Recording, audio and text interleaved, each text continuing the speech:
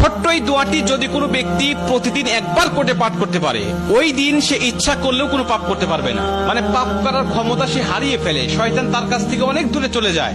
নবীজি বলছেন, যদি কোনো ব্যক্তি এই দোয়াটা মাত্র একবার পাঠ করে, যেদিন সে পাঠ করবে ওই দিন শয়তান চিৎকার করে কাঁদতে থাকে, চিৎকার করে আওয়াজ দিয়ে বলতে থাকে যে আজকে সারাদিন তুই আমার ওয়াসওয়াসা থেকে মুক্ত হয়ে গেলি, আমি ইচ্ছা করেও আজকে তোকে আর ধোঁকা দিতে পারবো না, তুই আজকে আর কোনো পথভ্রষ্টের কাজ করতে পারবি না, তুই সেটা আমার কাছ থেকে মুক্ত হয়ে গেলি।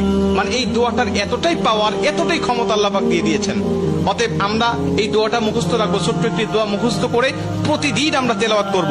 আমরা কিন্তু অনেকেই আছি পাপ ছাড়তে চাই, কিন্তু আমরা এমন কিছু দেখি বা এমন কিছুর সম্মুখীন আমরা হয়ে যাই, ওটা দেখার পরে আমরা নিজের উপরে নিজের কন্ট্রোলটা হারিয়ে ফেলি, তখন আমরা পাপ করতে বাধ্য হই বা পাপ শয়তান আমাদেরকে করিয়ে ফেলে। এজন্য যদি আমরা প্রতিদিন অন্তত ফজরের নামাজের পরে এই দোয়াটা যদি পাঠ করতে পারি, তাহলে আমরা কিন্তু শয়তান থেকে মুক্ত থাকবো ওই দিন সারাদিন। আর শয়তান থেকে মুক্ত থাকার কারণে আমরা ইচ্ছা করলে ওই দিন পাপ করতে পারবো না।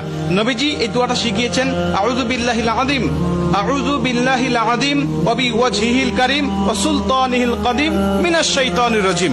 আমি আবারও দোয়াটা পাঠ করছি, যারা লিখে নিতে পারেন লিখে নেবেন, এবং প্রয়োজনে এটা ভিডিও আকারে যেহেতু এটা পাবলিশড হবে, আপনারা যারা ফেসবুকে দেখবেন আপনারা অবশ্যই এটা শেয়ার করে রেখে দিবেন টাইমলাইনে, প্রয়োজনে বারবার শুনে শুনে আপনি এটা মুখস্থ করে নেবেন। দোয়াটি হচ্ছে, আউযু বিল্লাহিল আযীম ওয়া বিওয়াজহিল কারীম ওয়া সুলতানিহিল কাদিম মিনাশ শাইতানির রাজীম।